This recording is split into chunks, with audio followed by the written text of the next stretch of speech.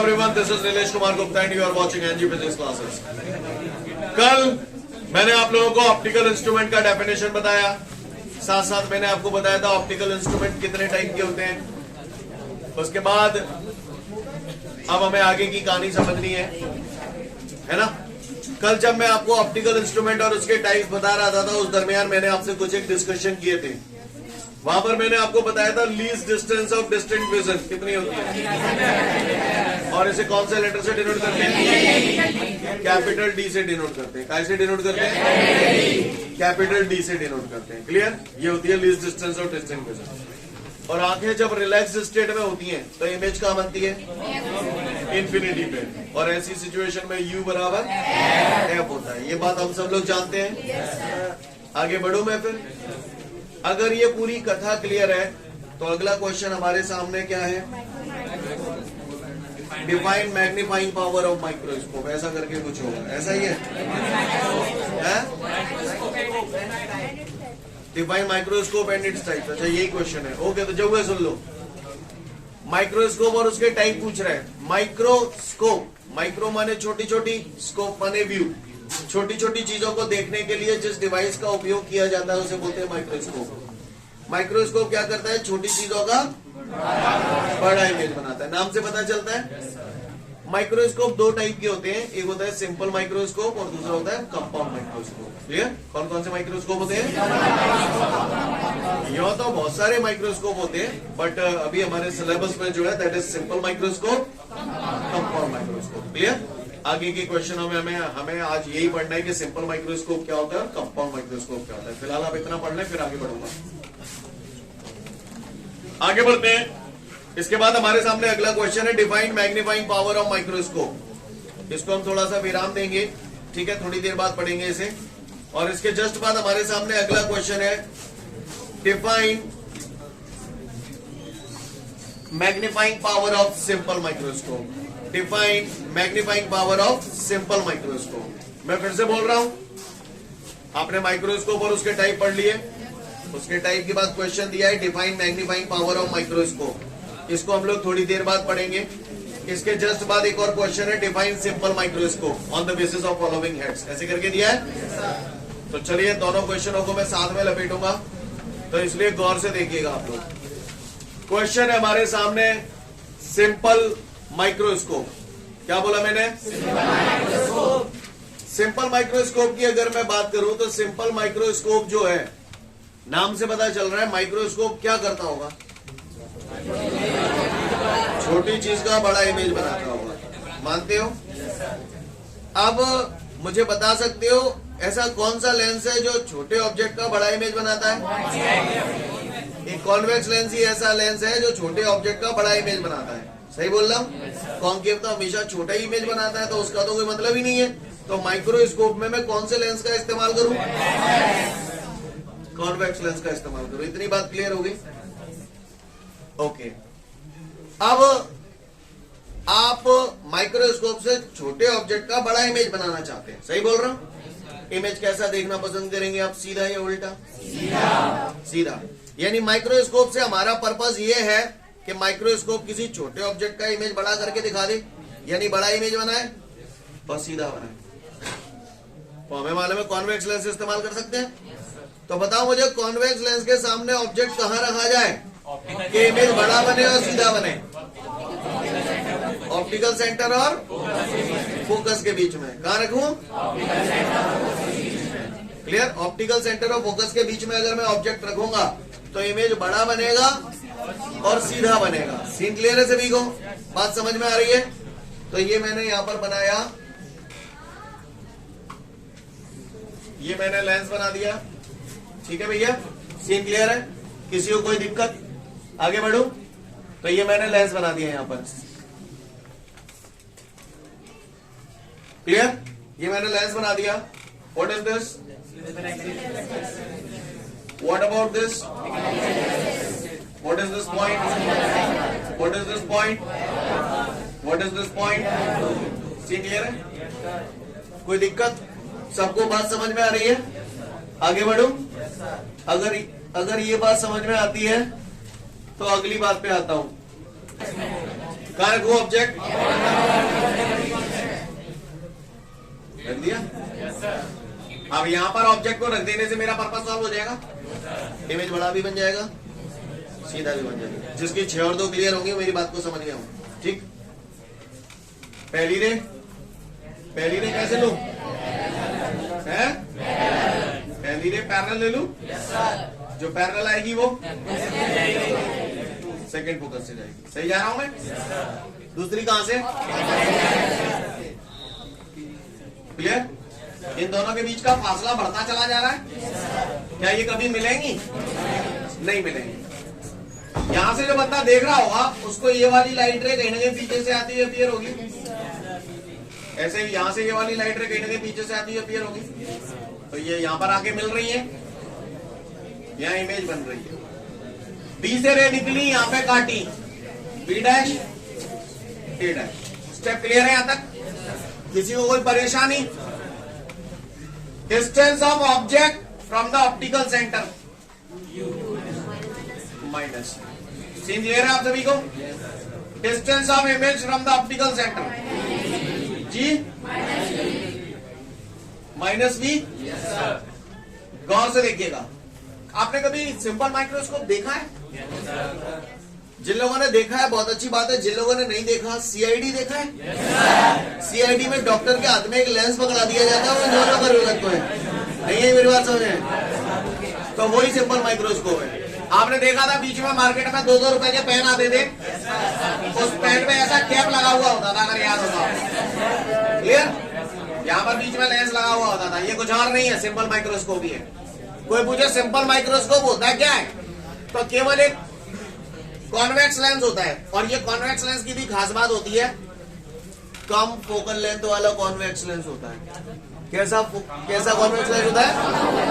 अब बात आती है कम फोकल लेंथ का क्यों होता है, वो मैं बयान थोड़ी देर बाद जैसे जैसे आगे बढ़ूंगा आपको समझ में आएगा कि कम फोकल लेंथ वाला कॉन्वेक्स लेंस क्यों लेते हैं। सीन क्लियर है?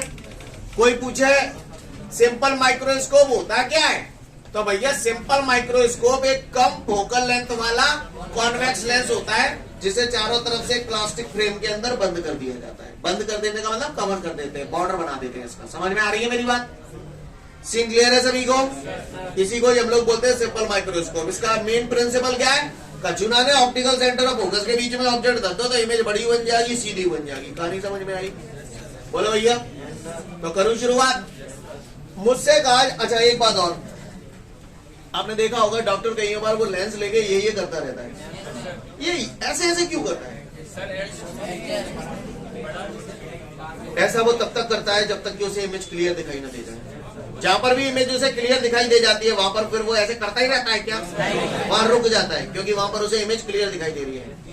और इमेज क्लियर कब दिखाई देगी? जब लीस्ट डिस्टेंस ऑफ डिस्टिंग्विशन पे इमेज बन रहा होगा, 25 सेंटीमीटर के डिस्टेंस। बोलो तो सांची क्या देता हूँ। तो यहाँ से जो बंदा देख रहा है और इमेज उसे यहाँ पर क्लियर नजर आ रही है, तो इसका मतलब ये है कि यहाँ पर इमेज अगर क्लियर नजर आ रही है तो ये जो इमेज है ना, इस इमेज का ऑप्टिकल सेंटर से डिस्टेंस कितना होगा? तो minus V is equal to minus D नहीं लिख सकते? समझ में नहीं आई? पक्का? अच्छी बात है। अगर आपको ये बात समझ में आ गई तो मुझसे कहा जा रहा है कि मैं ये जो सिंपल माइक्रोस्कोप है इसकी मैग्नीफाइंग पावर निकालूं। तो यहां तक सीन क्लियर है सभी को? ये मैंने कुछ अभी किया नहीं है, अभी मैंने केवल सिंपल माइक्रोस्कोप बनाया है। और बनाने में भी आपको दिख रहा होगा कॉन्वेक्स लेंस की 6वीं कंडीशन मैंने क्रिएट कर दी है, कुछ नया काम किया ही नहीं है। सही बोल रहा हूं? अब मुझसे ये कह रहा है कि मैं सिंपल माइक्रोस्कोप की मैग्नीफाइंग पावर निकालूं। क्या निकालूं? Magnifying power. तो माइक्रोस्कोप की कोई सा भी माइक्रोस्कोप हो, सब जगह मैग्नीफाइंग पावर निकालने के लिए हमारे पास ले देके एक ही फॉर्मूला है, that is m is equal to beta upon alpha. क्या फॉर्मूला है? Beta upon alpha. तो इसके बारे में अब हम थोड़ा सा समझते हैं ये क्या कहानी है, राइट? अभी तक आप पढ़े लिखे हो, स्टार्टिंग से पढ़ते चले आ रहे हो, आपने ये पढ़ा है आई एम बराबर आई अपॉन ओ और बी अपॉन यू। ये दो फॉर्मूले ऑलरेडी मैग्निफिकेशन के लिए आप लोग पढ़ चुके हैं। अब एक नया फॉर्मूला माइक्रोस्कोप वगैरह की मैग्नीफाइंग पावर निकालनी है तो हम बीटा अपॉन अल्फा लगाते हैं, जो मैंने यहाँ लिखा हुआ है, आप लोग देख पा रहे हैं। क्लियर है? अब ये है क्या, सुनिएगा। आई को आप लोग क्या बोलते थे? Length of the image. O को क्या बोलते हैं? Length of the object. Clear? I is the length of the image, O is the length of the object. The ratio of length of the image to the length of the object is called magnification. Clear? रुको यार, गलती हो गई। कल मैंने आपको visual angle बताया था क्या? विजुअल एंगल नहीं बताया। Listen listen listen, visual angle होता क्या है इसको समझो पहले थोड़ी सी बात, उसके बाद आगे की कथा होगी। विजुअल एंगल, आपने पिक्चरें देखी हैं? कई पिक्चरों में जिन्न दिखाते हैं और जिन्न बहुत बड़ा होता है। तो जिस बंदे ने भी जिन्न का रोल प्ले किया होगा तो वो इतना बड़ा कैरेक्टर होता होगा, इतना बड़ा, तो फिर कैसे होता है? तो कहते हैं वो सब कैमरे का खेल है। कहते हैं ना अपन लोग, कैमरा किसी छोटे से इंसान को बड़ा करके भी दिखा सकता है या छोटा करके भी दिखा सकता है ना। तो उसमें ऐसा क्या होता है कि चीजें बड़ी या छोटी नजर आने लगती हैं, तो उसके लिए जिम्मेदार होता है विजुअल एंगल। विजुअल एंगल अगर बढ़ा दिया जाए तो चीजें बड़ी नजर आती हैं, विजुअल एंगल अगर कम कर दिया जाए तो चीजें छोटी नजर आती हैं। अब साला आप मत जिए कि विजुअल एंगल होता क्या है, विजुअल एंगल होता क्या है। तो सुने भैया, विजुअल एंगल क्या होता है? सपोज करिए ये जमीन है और यहां पर ये एक ऑब्जेक्ट रखा हुआ है, ठीक है भैया, और इस ऑब्जेक्ट को आप यहां से देख रहे हैं, यहां से आप देख रहे हैं इस ऑब्जेक्ट को, तो आपको इस ऑब्जेक्ट की कुछ ना कुछ हाइट अपीयर होगी, कुछ ना कुछ लंबाई अपीयर होगी। अब अगर मान के, अच्छा ये ऑब्जेक्ट इस आंख पे ये जो एंगल बनाता है, इस एंगल को ही हम लोग बोलते हैं विजुअल एंगल।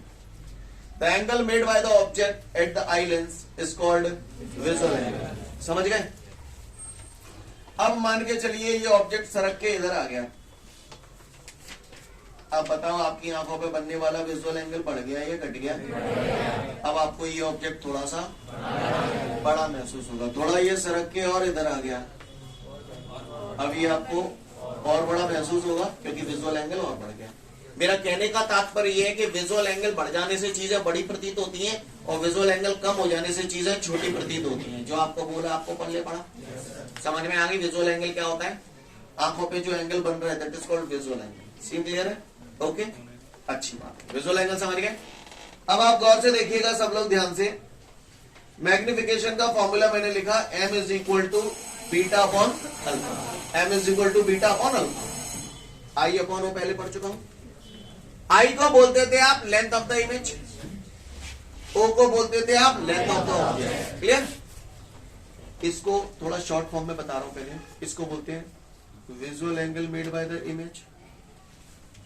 बनता कहां है? आई लेंस पे। तो थोड़ा और बोलूं तो visual angle made by the image at the eye lens. Visual angle made by the object at the eye lens. समझ गए?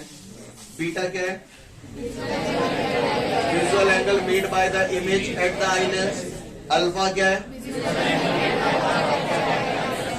ध्यान से सुनिएगा, पूरा फोकस करिएगा क्योंकि पूरे माइक्रोस्कोप और पूरे टेलीस्कोप जैसे निपटेंगे, ध्यान रखना, इसलिए बिल्कुल बारीकी से सुनना। फिर से बताओ, बीटा क्या है? केवल नर्रान होना है, फील भी करना है। Visual angle made by the image at the eye lens. चित्र में बताओ इमेज कहां है? इमेज आई लेंस यही है क्योंकि यहीं से ही देख रहा हूं, आंखें सटी हुई है लेंस से, है ना, यहीं से देख रहा हूं तो आई लेंस यही हुआ। तो visual angle made by the image, image I lens पे ये जो एंगल बना रहा है यही एंगल तो हुआ। बोलो भैया, नाम दे दिया बीटा। तो this is the visual angle made by the image at the eye lens. Scene clear है? अब बता दिया अल्फा। क्या बोला था आपने? अल्फा, हाँ, visual angle made by the object at the eye lens. चित्र में देखो ऑब्जेक्ट कौन है? ए बी, और ए बी आई लेंस पे जो एंगल बनाएगा तो ये तो इत्तेफाक से वो बीटा ही है। जो अल्फा है वही बीटा है, लेकिन यहाँ ट्विस्ट है, यहाँ ट्विस्ट है। कहानी ये है, यहाँ जो अल्फा है ना, केवल इतना कह देने से काम नहीं चलेगा, visual angle made by the object at the eye lens ना, इसमें थोड़ा और भी है। अल्फा यहां पर है visual angle made by the object at the eye lens when the object is placed at least distance of distinct vision. Alpha क्या है? Visual angle made by the object at the eye lens, यानी object eye lens पे angle बनाएगा, लेकिन कब? When the object is placed at least distance of distinct vision, यानी object को पहले यहां से सरकाकर least distance of distinct vision यहां पर लाया जाएगा। ये ठीक उसी प्रकार है, आप समझिएगा। आपने किसी छोटे भाई को बोला कि यार मैं फलाना काम करते हैं, तो मैंने कि ठीक है करते हैं, 2 रुपये दे दे, है ना। तो इसका मतलब काम तो हो जाएगा, पहले रिश्वत चढ़ानी पड़ेगी 2 रुपये की। समझ रहे ना मेरी बात को? क्लियर? अगर 2 रुपये नहीं दे तो काम नहीं होगा। अल्फा क्या है? Visual angle made by the object at the eye lens. यानी ऑब्जेक्ट आई लेंस पे एंगल तो बनाएगा। ऑब्जेक्ट कह रहा है कि मैं आई लेंस में एंगल बनाऊंगा, लेकिन तब बनाऊंगा जब पहले मुझे least distance of distinct vision पे रखो। तो देखो भैया, ऑब्जेक्ट तो यही है ना, least distance of distinct vision 25 centimetre यही है। तो सबसे पहले मैंने ऑब्जेक्ट को सरका कर यहां रख दिया, इस पॉइंट को सी नाम दे दिया। ये ऑब्जेक्ट ए बी सरक के यहां आ गया। अब ये आई लेंस पे जो एंगल बनाएगा, that angle is called alpha. नहीं यही बन सकता। सीन क्लियर है? किसी पट्टे ने मुझसे पूछ लिया कि माइक्रोस्कोप की मैग्नीफाइंग पावर क्या होती है, तो हम उसे बोलेंगे the ratio of visual angle made by the image at the eye lens to the visual angle made by the object at the eye lens when the object is placed at least distance of distinct vision is called magnifying power। नहीं यही बात समझ में? फिर से बोल रहा हूं, ये कल मैं कंपाउंड माइक्रोस्कोप भी आपको पढ़ाऊंगा, तब भी यही फॉर्मूला लगेगा, इसलिए ध्यान से सुनिएगा। किसी भी माइक्रोस्कोप की अगर आपको मैग्नीफाइंग पावर निकालनी है तो फॉर्मूला हमारे पास ये है, the ratio of visual angle made by the image at the eye lens to the visual angle made by the object at the eye lens when the object is placed at least distance of distinct vision। Clear है? Scene समझ में आ रहा है? Simple microscope से पहले जो question मैंने छोड़ा था, अब पढ़ लो, समझ जाओगे आप। तो m is equal to beta upon alpha, यहां तक सीन क्लियर है सभी को? कोई दिक्कत? if alpha and beta are very small, if alpha and beta are very small, then alpha को approximately equal to 10 alpha, beta को approximately equal to 10 beta।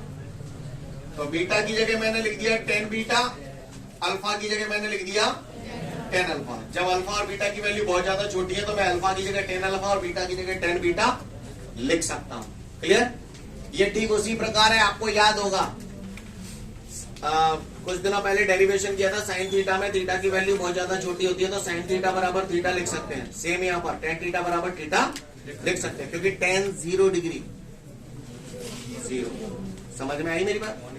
तो मैंने यहाँ बीटा की जगह 10 बीटा, अल्फा की जगह 10 अल्फा। अब क्या चमका दो, tan theta is equal to क्या होता है? Perpendicular upon base. यस और नो? लगाओ ये 10 बीटा, इस ट्राइंगल को देखिए, ये दिखाई दे रहा है? बताओ परपेंडिकुलर कितने गए? A B. बेस कितना है?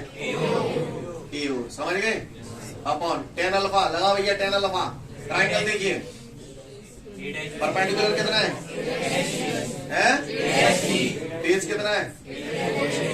A dash O. आपको समझ में तो आ रहा है ना? M is equal to A B upon A O, A dash C काय के बराबर है? यही तो सरका के लाए हो। तो ए डैश सी बराबर है ए बी के अपॉन ए डैश ओ। क्यों लिखा है? समझ में आ रही है बात? Because A dash C is equal to A B. Scene clear है? ए बी थे ए बी। तो यहां तक बात समझ में आ रही है सभी को? अब आप बताओ अगला स्टेप क्या होगा? ए डैश ओ ऊपर आ जाओ, ए ओ नीचे आ जाओ। आ जाओ नहीं आ जाओ? ए डैश ओ फिगर देख के बताओ कितना है? Minus D. A O minus से माइनस कट गई। क्लियर है? तो ये हो गया हमारा m बराबर मधु डी अपॉन यू। नहीं यही बात समझ? इक्वेशन नंबर 1 ये आ गया, मैग्निफिकेशन हो गया खत्म।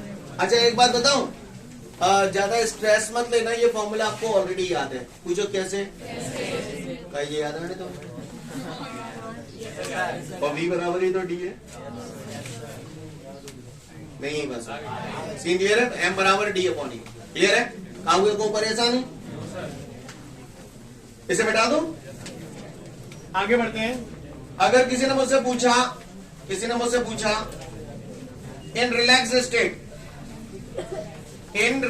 स्टेट रिलैक्स स्टेट में मैग्नीफाइंग पावर क्या होगी? तो रिलैक्स स्टेट में ओपता ठीक है, यू बराबर रिलैक्स स्टेट में इमेज इन्फिनिटी में बनती थी, तो ऐसी सिचुएशन में यू बराबर एफ हो जाएगा, तो यू की जगह एफ टांगने में तो क्या जाएगा?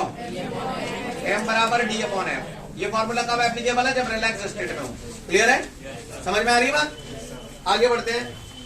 ये हमने कब निकाला है मैग्नीफाइंग पावर? रिलैक्स स्टेट में। ये केस नंबर फर्स्ट था आपका। अब मैं केस नंबर सेकंड सॉल्व करने जा रहा हूं। केस नंबर सेकंड में वो आपसे बोल रहा है if the image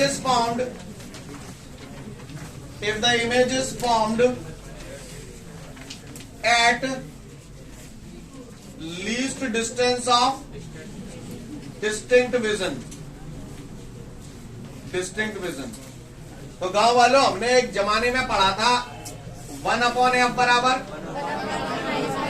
1/v minus 1/u। तो 1/f is equal to 1/v क्या होता है? Distance of the image. इसके लिए इमेज का डिस्टेंस कितना है? Minus D. यू कितना है? Minus you. माइनस का 1/d इधर ले आया, प्लस का हो जाएगा माइनस माइनस 1/u आ गया। Put the value of 1/u put the value of 1/u in equation first। put the value of 1/u in equation first। equation first हमें ये दिखाई दे रही है m is equal to d upon u। तो गौर से देखिएगा, m is equal to d upon u ऐसे नहीं लिख सकता, बोलो भैया। और 1/u की जगह क्या तान दूं? 1/f plus. स्टेप समझ में आया भैया आप लोगों को? पहले तो ये बताओ, सीन क्लियर है सभी को? काहुए को परेशानी? तो बताओ भैया, अंदर अगर मल्टीप्लाई कर दूंगा डी का तो क्या मिल जाएगा मुझे? D upon F plus D upon D. D से डी कट जाएगा, तो M is equal to 1 plus D upon F. Clear है? ये मैग्नीफाइंग पावर यू के टर्म में है, ये रिलैक्स स्टेट में यू की जगह एफ आ गया, और ये मैग्नीफाइंग पावर फोकल लेंथ के टर्म में। क्लियर? इसमें जो मैक्सिमम मैग्नीफाइंग पावर होती है वो ये वाली होती है, m is equal to 1 plus D upon F. Scene clear है? बात समझ में आ रही है सभी को? देख लो पहले इसे अच्छे से, फिर आगे की बात करूंगा। आगे बढ़ते हैं। इन सब में मैक्सिमम मैग्नीफाइंग पावर कौन सी है? m is equal to 1 plus D upon F. आप गौर से देखिए, यहाँ पर मैग्नीफाइंग पावर निकालने के लिए हमारे पास 3 फॉर्मूले हो गए सिंपल माइक्रोस्कोप में। d अपॉन यू याद रखने की जरूरत बिल्कुल ना है, क्योंकि वो m बराबर v अपॉन यू से ही आया, याद है ऑलरेडी। रिलैक्स स्टेट में u की जगह f, तो d अपॉन f, और image least distance of distinct vision पे बनता है ना? तो यहाँ पर d अपॉन f में ये कौन जोड़ोगे? 1 प्लस डी अपॉन एफ। याद रखना, इससे आपको आगे के सारे फॉर्मूलाज फ्री में याद हो जाएंगे। क्लियर? तो कितने फॉर्मूलाज है यहाँ पर मैग्नीफाइंग पावर के लिए? 3। कौन कौन से हो गए पूरे बताओ? D upon U, D upon F और 1 plus D upon F. Scene clear है सभी को? तो गौर से देखिएगा सब लोग इधर ध्यान से। डी अपॉन यू पहला फॉर्मूला था, फिर रिलैक्स स्टेट में यू की जगह एफ आ गया था, यानी डी अपॉन एफ, फिर मैक्सिमम मैग्नीफाइंग पावर आई थी हमारी 1 plus D upon F. Scene clear है? ये 3 फॉर्मूला हम लोगों ने ड्राइव किए। आगे बढ़ते हैं, गौर से देखिएगा सब लोग। अगर मान के चलिए आंखों को लेंस से a सेंटीमीटर की डिस्टेंस पर रखा जाता, सटाकर नहीं रखता, दूर रखता है यहाँ पर, है ना? आंखों को लेंस से a सेंटीमीटर की डिस्टेंस पर रखता, और फिर अगर इस ऑब्जेक्ट के इमेज को देखता, और अगर इमेज मुझे यहाँ क्लियर नजर आती, तो ये पूरा डिस्टेंस कितना होता? d होता। बोलो भैया, यहां से देख रहा हूं, आंखों को लेंस से a सेंटीमीटर पीछे रख रहा हूं, और फिर इस ऑब्जेक्ट का इमेज देख रहा हूं, और इमेज मुझे यहाँ क्लियर नजर आ रहा है, तो ये डिस्टेंस कितना हो गया आंखों से यहाँ तक का? d हो गया। तो आप मुझे बता सकते हो v की जगह फिर मैं क्या रखूंगा? d में से a माइनस हो जाएगा, d माइनस से आ जाएगा। तो ऐसी सिचुएशन में ये फॉर्मूलाज आपके क्या हो जाएंगे? d minus A upon you, d minus A upon F, और 1 प्लस डी माइनस ए अपॉन एफ। क्या आपको मेरी बात समझ में आई? यानी आंखों को अगर लेंस से ए सेंटीमीटर के डिस्टेंस पर रख दिया जाए तो ऐसी सिचुएशन में मैग्निफिकेशन निकालने के लिए हमारे को ये फॉर्मूलाज यूज करने पड़ेंगे। कहानी समझ में आ रही है? सीन क्लियर है? कोई दिक्कत? देखो ऐसा कोई नोट दिया होगा, दिया है कि नहीं दिया? पढ़ लो उसे, फिर आगे बढ़ूंगा। इसके बाद हमारे सामने एक क्वेश्चन दिया है, how we can increase the magnifying power of simple microscope. पहले तो बताओ मैग्नीफाइंग पावर का मतलब समझते हो? माइक्रोस्कोप एक ऐसा डिवाइस है जिसके जरिए हम छोटे ऑब्जेक्ट का बड़ा इमेज बना लेते हैं। तो लेंसों द्वारा ऑब्जेक्ट का बड़ा इमेज कर देने या छोटा इमेज कर देने की क्षमता को मैग्नीफाइंग पावर बोलते हैं। समझ में आ रही है मेरी बात? तो कह रहा है कि इस लेंस की मैग्नीफाइंग पावर को कैसे बढ़ा सकते हैं, सिंपल माइक्रोस्कोप की मैग्नीफाइंग पावर को कैसे बढ़ा सकते हैं। यानी हमारा टारगेट क्या है? मैग्नीफाइंग पावर बढ़ाना। बोलो भैया। तो बताओ भैया, मैग्नीफाइंग पावर बढ़ाने के लिए फोकल लेंथ को क्या करो? इसीलिए मैंने बोला था सिंपल माइक्रोस्कोप कम फोकल लेंथ वाला एक कॉन्वेक्स लेंस होता है। फोकल लेंथ कम क्यों रखी, समझ गए? क्योंकि फोकल लेंथ जितनी कम होगी मैग्नीफाइंग पावर उतनी ज्यादा। कहानी समझ गए? दूसरी बात, पर्पस क्या है हमारा? मैग्नीफाइंग पावर बढ़ाना है। तो इससे पहले कि मैं दूसरा पॉइंट आपको समझाऊं, जितना पढ़ लेते हैं आप लोग उस आधार पे आपको एक सैलरी ऑफर की जा रही है 100 minus 10 upon 2 lakh rupees per month. कितनी सैलरी है? 45 लाख रुपीज पर मंथ। सही बोल रहा हूँ? क्योंकि 100 में से 10 गया 90, 90/2 यानी 45 लाख रुपए महीना। अगर मैं यह 10 के बजाय बढ़ा के 20 कर दूंगा तो आपको कैसा लगेगा? बेकार लगेगा। क्योंकि जब 20 कर रहा हूँ, चूतिया है तू, अगर तुझे अच्छा लगेगा तो थोड़ा चूतिया को 10 के बजाय अगर मैं 20 कर दूंगा तो 100 माइनस 20 80/2 40। पहले सैलरी 45 थी, अब 40 रह गई। मैटर ये चूतिया मैटिक हरकतें मत किया करो, पर बात को समझने की कोशिश किया करो। तुम बात को समझने की कोशिश नहीं करते। इसको अगर बढ़ा दिया तो सैलरी कम हो गई। समझ गए? कई ये लोग कह रहे डायरेक्टली है, अरे भाई ये बढ़ा दिया, माइनस में भी तो है। या ऐसे समझे, ये बढ़ा दूंगा तो ये कम हो जाएगा, और ये कम हो गया तो ये कम हो गया, चाहे जैसे कर लो। समझ गए? तो अगर मैं इसे बढ़ा रहा हूं तो सैलरी क्या हो रही है? मैं सैलरी ज्यादा से ज्यादा चाहता हूं तो इसको कितना कर दूं? कितनी जल्दी समझ गए? 0 कर दो जाए। डिजाइन देखिए, सैलरी की जगह एम आ गया है ना, सैलरी की जगह एम आ गया। और ये वाला जो नजारा है वो, इसको देखो, नजारे नजर आ रहे हैं आपको? अब आप बताइए, अगर मैं मैग्नीफाइंग पावर ज्यादा से ज्यादा चाहता हूं तो ए कम से कम होना चाहिए। यानी आंखों को लेंस से दूर ले जाऊं, बिल्कुल सटा के धर दूं। नहीं, यही बात समझ रहे? यानी कहने का तात्पर्य ये है जुबेर कि अगर मैं मैग्नीफाइंग पावर ज्यादा से ज्यादा चाहता हूं ना, तो एक तो फोकल लेंथ कम से कम होनी चाहिए, और दूसरा आंखों को लेंस से सटा कर रखना चाहिए। कहानी समझ में आ गई आपको? पढ़ लो, समझ जाओ। इसके बाद हमारे को एक क्वेश्चन दिया है और उसमें मुझसे बोल रहा है, एक कॉन्वेक्स लेंस है जिसकी फोकल लेंथ 5 सेंटीमीटर है, और उस कॉन्वेक्स लेंस से हमने एक सिंपल माइक्रोस्कोप बना दिया है। अब वो कह रहा है, if the image is formed at least distance of distinct vision, यानी केस नंबर सेकंड लग रहा है। तो कह रहा है, if the image is formed at least distance of distinct vision then calculate the magnifying power of the microscope. क्या formula लगेगा? 1 प्लस डी अपॉन एफ। और डी उसने क्वेश्चन में भी दिया है, नहीं भी देगा तो हमें मालूम है 25 सेंटीमीटर, एफ हमारा 5 5 से 25। क्लियर है? बात समझ में आ रही है? Note it down. अगला क्वेश्चन हमसे कह रहा है, सिंपल माइक्रोस्कोप है, उसकी मैक्सिमम मैग्नीफाइंग पावर 51 है। तो उस माइक्रोस्कोप में जो लेंस यूज किया जा रहा है उसकी पावर पूछ रहे हैं। ठीक है?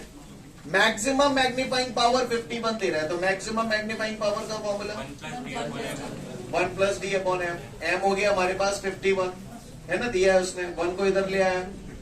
डी हमारे पास 25 होता है। बोलो भैया, 51 minus 1 50 is equal to 25 upon F. F को इधर ले जाऊंगा तो 25 अपॉन 50। ठीक है भैया, 1/2 बोले तो 0.5 सेंटीमीटर। क्या आ गया ये? पावर पूछ रहा है, लेकिन P is equal to 100/m, क्योंकि फोकल लेंथ सेंटीमीटर में दी है ना, या फिर सेंटीमीटर को फिर मीटर में कन्वर्ट करना पड़ेगा, चाहे जैसे कर लो। तो 100/m, 100 कितना है? 0.5 डेसिमल हटेगा, 0 बढ़ेगा, 5 2 से 10, 200 क्या? क्योंकि पावर को डायरेक्टर में नापते हैं। सीन क्लियर है सभी को? Note it down. इसके बाद हमारे सामने अगला क्वेश्चन है। वो कह रहा है एक सिंपल माइक्रोस्कोप है, उसमें जो लेंस यूज किया जा रहा है कॉन्वेक्स लेंस है, और उसकी फोकल लेंथ 10 सेंटीमीटर है। तो कह रहा है मैक्सिमम मैग्नीफाइंग पावर कैलकुलेट करो। तो भैया मैक्सिमम सफिक्स में मैंने मैक्स लिख दिया, मैक्सिमम मैग्नीफाइंग पावर क्या फॉर्मूला है? डी अपन जानते हैं 25 सेंटीमीटर, एफ दिया है 10, क्लियर? 25/10, 2.5 हो जाएगा, 2.5 + 1, सीन क्लियर है? फिर कह रहा है मैग्नीफाइंग पावर तब बताऊं जब आंखों को लेंस से 5 सेंटीमीटर के डिस्टेंस पर रखा जाता है। आंखों को लेंस से 5 सेंटीमीटर के डिस्टेंस पर रखा है, तो ऐसी सिचुएशन में अपन ने फॉर्मूला पढ़ा था, अगर आपको याद हो तो। बोलो भैया। तो 1 + D होता है 25, C है 5, कितना आ गया? F कितना है? 10, 10 2 से 23, समझ गए? अगला कह रहा है रिलैक्स स्टेट में मैग्नीफाइंग पावर बताऊं। रिलैक्स स्टेट में, तो रिलैक्स स्टेट में क्या होता है फॉर्मूला? D/F। सीन क्लियर है सभी को? D/F। D हो गया 25, F कितना है? 25/10, 2.5। I hope you understand. Scene clear है? Note it down. ठीक है, तो फिर आज के लिए पर्याप्त, कल तक मिलते हैं। Thank you everyone, have a great day to all of you guys.